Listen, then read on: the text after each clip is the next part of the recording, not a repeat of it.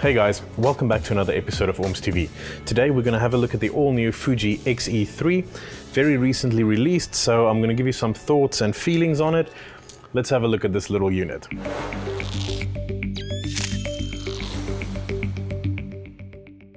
So Fuji very recently unveiled the X-E3 and it slots in as almost a entry-level unit in their more premium segment of mirrorless cameras. Now, when I say entry-level unit, I definitely don't mean in terms of manufacturing.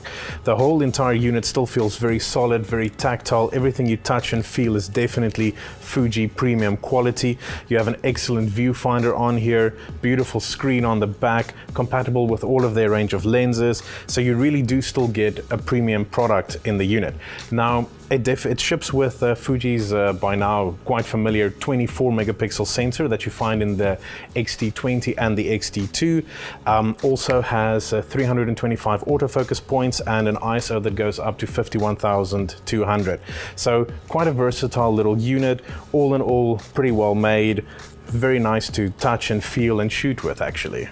So on this unit, two interesting features, one that's missing from the X-T2 and one that's missing from the X-T20.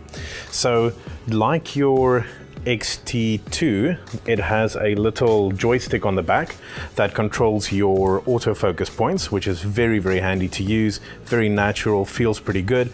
And then also, this is a touchscreen unit, which the X-T20 is, but the X-T2 is not. So you can go through your menus, you know, that kind of thing. Very, very intuitive, very easy to use. Saying all of this about this unit, it is probably my least favorite in Fuji's premium lineup. Now, let me explain. Firstly, I shoot left eye dominant, which in a camera where your viewfinder also sits on the left-hand side becomes a little bit tricky. So every time I bring it up to my eye to shoot, my nose touches the touch screen sometimes, and that activates a menu or a setting or something, and it irritates me so much. And for the life of me, I cannot find a function in the menu to switch that off. Now, that might be because this is still beta firmware that's on this unit, and I really, really hope Fuji fixes it, you know, as the production firmware model rolls out, but we'll have to wait and see on that. The other thing that really gets to me is the omission of the directional pad on this side, which all of their other models have. Now, they've replaced it in here with the touchscreen functionality. So the idea is that you can map your same shortcuts to the screen, swiping in from either direction as you would, you know, on your touchpad. For me, that's just not very intuitive, especially if I'm trying to change settings quickly or while I'm looking through my viewfinder and I'm trying to access a quick menu, having to take it away and then use the swipe functionality to get into a setting.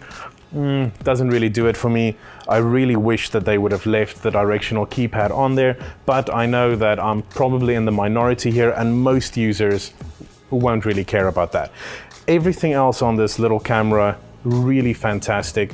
It will function as an excellent secondary shooter for, you know, someone who's already got an X-T2, or more likely someone who's got an X Pro 2 and is looking for something a little bit smaller, a little bit more compact and a little bit easier to use. The other segment where I see this camera doing really well is people sort of entering Fuji's range. And if you don't want to start right at the bottom and you want something a little bit more premium, but not as intimidating as some of the bigger units, amazing option to have a look at. Well guys, thank you very much for joining us for this little video. As you know, if you want to see the whole Fuji range, pop into our store.